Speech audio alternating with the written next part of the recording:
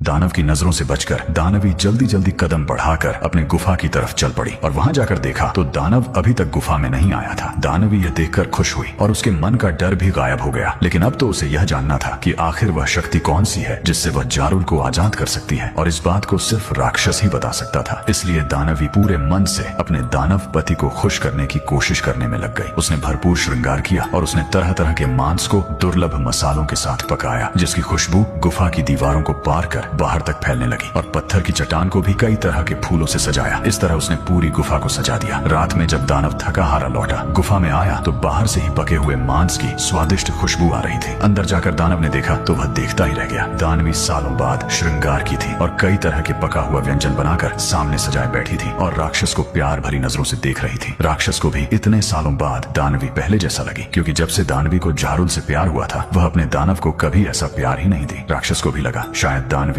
अब सब भूल गई है और वह फिर से मेरी हो गई, मगर ऐसा कुछ भी नहीं था। आज भी दानवी अपने जारुल को आजाद करने के लिए यह सब षड्यंत्र रच रही थी। उसने दानव को बड़े प्यार से मांस परोसा और उसे अपने हाथ से खिलाने लगी। दानव यह देखकर और भी हैरान हो गया, क्योंकि दानवी ने तो यह पहले कभी नहीं किया था। लेकिन पका हुआ मांस इतना स्वादिष्ट था कि दानव का सारा ध्यान खाने पर ही हो गया, और वह तब तक खाता गया जब तक कि उसे डकार आया। जब दानव ने पेट भर खा लिया तो वह दानवी की तरफ प्यार करने के लिए बढ़ा। आखिरकार दानवी जैसा सोच रही थी बिल्कुल वैसा ही तो हो रहा था। फिर वह दोनों एक दूसरे को प्यार करने लगे। जब दानव पूरी तरह दानवी के प्यार में डूब गया तो दानवी ने इसका फायदा उठाना शुरू किया। उसने अपनी आवाज को शहद सा मीठा और थोड़ा उदास बनाते हुए कहा, स्वामी, आज मुझे अपनी सुंदरता और आपके प्रेम पर लज्जा आ रही है। राक्षस ने उसे बाहों में भरते हुए चकित होकर पूछा, क्यों प्रिय, आज तो मैं सबसे अधिक प्रसन्न हूँ। दानवी ने अपनी पलकें झुकाई और एक नकली सिसकी भरते हुए बोली, मैं आपकी पत्नी हूँ, पर फिर भी पराई हूँ। आप मुझे इतना योग्य भी नहीं समझते कि अपनी शक्तियों के रहस्य मुझसे साझा करें। क्या आपका विश्वास मुझ पर इतना भी नहीं? दानव ने कहा, नहीं तो, पर ऐसा तुम्हें क्यों लगता है? तुम्हें तो पहले से ही मेरी सारी शक्तियों के बारे में पता है, फिर तुम ऐसे क्यों बोल रही हो? दानवी ने कहा, नहीं बताओ भला, अगर मुझे आपकी सारी शक्तियों के बारे में पता है तो मुझे ये क्यों नहीं पता कि जिसे भी हम दानव श्राप देते हैं उसे उस श्राप से मुक्त कैसे करते हैं? दानव ने मुस्कुराते हुए कहा, बस इतनी सी बात, उसका भी तोड़ हमारे पास ही होता है। जिसे हम श्राप देते हैं उसे आजाद भी हम करते हैं, बस उसके लिए हमारा खून ही काफी होता है। दानवी यह जानकर मन ही मन बहुत खुश हुई, लेकिन दानव ने सोचते हुए कहा, पर यह सब तुम्हें क्यों जानना है? अब आगे की कहानी के लिए अगला भाग